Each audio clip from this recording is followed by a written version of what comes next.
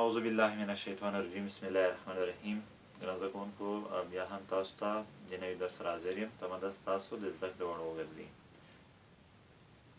د نوي درس موضوع ده د الجبري افادې تجزیه کول. له دې څخه مقصد دا دی چې موږ یوه الجبري افاده د دوه یا څو الجبري افادو د ضرب په ډول ولیکو. مثال A مربع منفی B مربع مطابقت. داسې لیکلی شو A منفی B قوس بند A جمع B قوس بند. که دلته وګورو دغه مطابقت یا الجبري افاده په دې ځای کې د دوو الجبري افادو د ضرب په ډول لیکل شوې ده. نو ویلی شو چې موږ یوه الجبري افاده تجزیه کړې ده. دې مطابقت ته ورته یو بل مثال وګورئ. څلور مربع منفي شپاړس ایکس مربع. په دې ځای کې موږ لومړی باید د مطابقت شکل ته دغه افاده واړو یا یې بدله کړو. څلور مربع منفي د شپاړسو توان یو دی. که موږ دغسې ولیکو چې څلور مربع نو سم به شي. څلور مربع ایکس مربع په خپله لیکو. څلور مربع منفي دلته قاعدې مختلفې دي د ضرب په حالت کې. نو دواړه د ضرب په حالت کې لیکو. د توانونو څخه یو توان ځکه چې توانونه یو شان دي. اوس دلته د الجبري افادې د A مربع منفي B مربع مطابقت شکل غوره کړ. نو لیکلی شو څلور مربع منفي څلور ایکس کل مربع مساوي. اوس د دوو قوسونو په ډول یې داسې تجزیه کوو. څلور منفي څلور ایکس قوس بند قوس شیرون څلور جمع څلور ایکس. دغه که لږ نور ساده کوو داسې هم کولی شو. که چیرې په دواړو خطونو کې څلور مشترک کړو نو داسې هم لیکلی شو. څلور قوس شیرون یو منفي ایکس.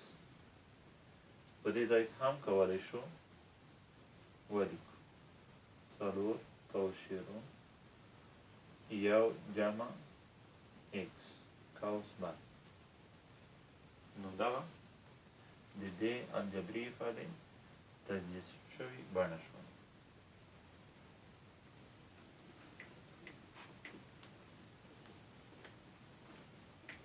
د کتاب څخه هم یو دوه مثالونه درسره اخلم.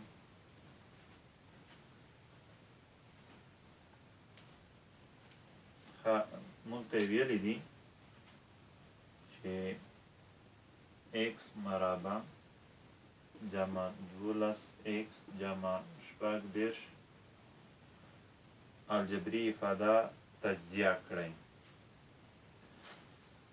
موږ یو مطابقت لوستلی دی دغسې A مربع جمع دوه AB جمع B مربع.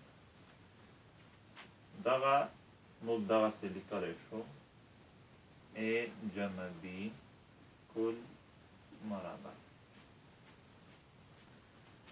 دغه به دلته ښکته ولیکم تر څو تاسو ته واضح شي.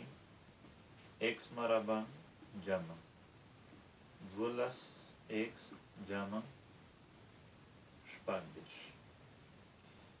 ایکس مربع جمع دولس دغسې هم لیکلی شو چې دوه ضربې شپږ ضربې ایکس جمع شپږ دېرش دغسې لیکلی شو شپږ مربع. په دې ځای کې کولی شو ایکس مخکې کړو شپږ شاته کړو دغسې څه فرق نه لري. اوس که چیرې موږ دغه شکل د دې سره مقایسه کړو نو معلومیږي دلته A مربع دلته ایکس مربع دلته ضریب دوه دلته ضریب دوه دلته A ده او دلته ایکس لکه دلته چې ایکس دی په دې ځای کې بی ده او دلته بی مربع ده. دا چې دلته شپږ مربع دی نو دلته شپږ دی، یعنې په دې ځای کې شپږ مربع دی. لکه دلته چې بی ده او دلته بی مربع ده نو دلته شپږ بی او دلته شپږ مربع دي. نو په دې ځای کې که وګورو لکه څه ډول چې موږ دغه شکل دې شکل ته بدل کړ، اوس دغه موږ په دې ډول لیکو. اول قوس شروع ا لیکو، ا پر ځای ایکس لیکو، جمع بی پر ځای څو لیکو؟ شپږ لیکو. بی پر ځای څو لیکو؟ شپږ. د شپږو درجه او د ایکس درجه څو ده؟ دوه. نو دلته به ټول توان څو شي؟ دوه. اوس دغه ایکس جمع شپږ کل مربع موږ کولی شو دغسې هم ولیکو، ایکس جمع شپږ یعنې قوس کې بند او بیا هم ایکس جمع شپږ په قوس کې بند.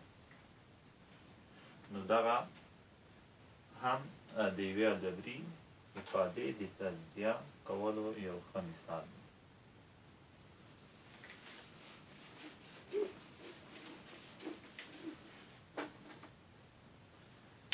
ښه ګران زده کوونکو، هیله ده چې په درس پوه شوي وئ. بیا چې د یو بل درس سره ستا په حضور کې حاضرېږم، د الله په امان.